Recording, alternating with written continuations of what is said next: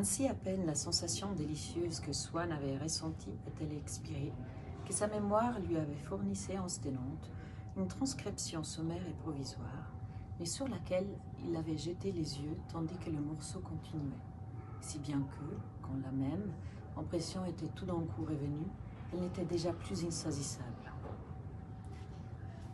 Il nous représentait l'étendue, les groupements symétriques, la graphie, la valeur expressive. Il avait en devant lui cette chose qui n'est plus de la musique pure, qui est du dessin, de l'architecture, de la pensée, et qui permet de se rappeler la musique. Cette fois, il avait distingué nettement une phrase s'élevant pendant quelques instants au-dessus des ondes sonores.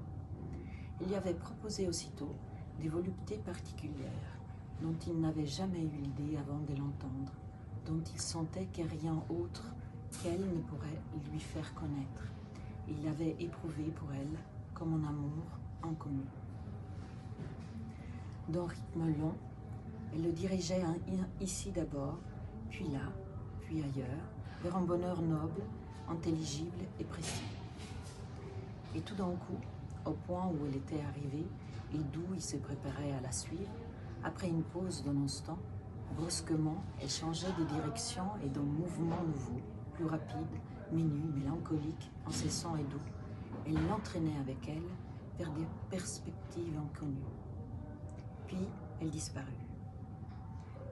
Il souhaita passionnément la revoir une troisième fois.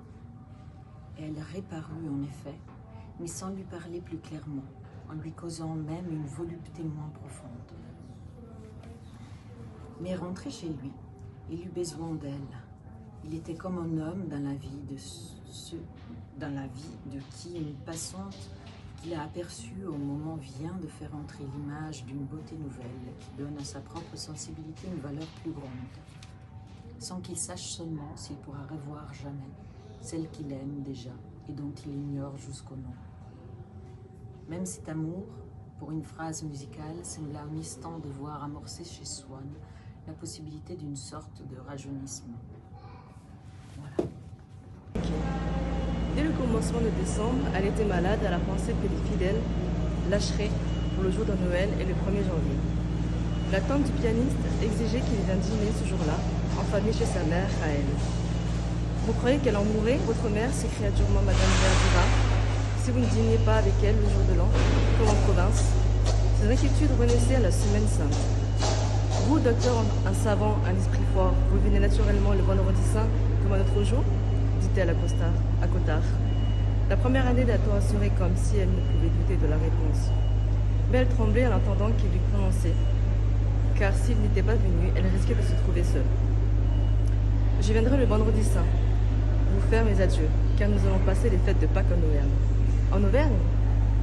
Pour vous faire manger par les puces et la vermine, grand bien vous fasse. » Et après un silence, « Si vous nous l'aviez dit au moins, nous aurons tâché d'organiser cela et de faire le voyage ensemble dans des conditions confortables. » De même, c'est infidèle avec un ami ou habitué, un flirt qui serait capable de faire lâcher, quelquefois, les Verdurins qui ne s'effrayaient pas qu'une femme eût un amant pourvu qu'elle eût chez eux, les mains en eux et ne leur fera pas teaser. Eh bien, amenez-le votre ami. On l'engageait à lycée pour voir s'il était capable de ne pas avoir de secret pour Madame Verdurin, s'ils étaient susceptibles agrégés au petit clan. Autrefois, on rêvait de posséder le cœur de la femme dont on était amoureux. Plus tard, sentir qu'on possède le cœur d'une femme peut suffire à vous en rendre amoureux. Ainsi, à l'âge où il semblerait que l'on cherche surtout dans l'amour, en plaisir subjectif, que la part du goût pour la beauté d'une femme devait y être la plus grande. L'amour pénètre, l'amour le plus physique, sans qu'il y ait eu à sa base un désir préalable.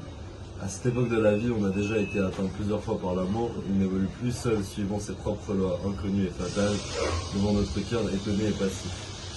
Nous venons à son aide, nous le faisons par la mémoire, par la suggestion. En reconnaissant un des symptômes, nous nous rappelons, nous faisons renaître les autres. Comme nous possédons sa chanson gravée en nous tout entière, nous n'avons pas besoin qu'une femme nous en dise le début. Remplis par l'admiration qu'inspire la beauté pour en trouver la suite. Et si elle commence au milieu, là où les cœurs se rapprochent, où l'on parle de n'exister plus que l'un pour l'autre, nous avons assez l'habitude de cette musique pour rejoindre tout de suite notre partenaire au passage où elle nous attend.